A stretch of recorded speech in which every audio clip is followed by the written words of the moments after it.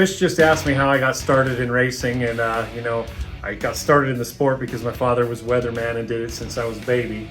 I used to go up on top of the mountain, on Mount Diablo, or the observatory where my father did the weatherman, and we would take two vehicles because he'd had a problem at an event. We'd take my vehicle and his vehicle. Back at the time, the San Telmo road that went up to the observatory, which is 100 kilometers, was all dirt. There was no pavement. So we would go up together, but on the way down, we would always race. So I raced my dad down, and I'm calling him on the radio, telling him when I get to the road, he's all, there's no way you got to the road already. And I beat him down the road by about 30 minutes, and that's when I was 20. And for my 21st birthday, I went down to Chineth to pick up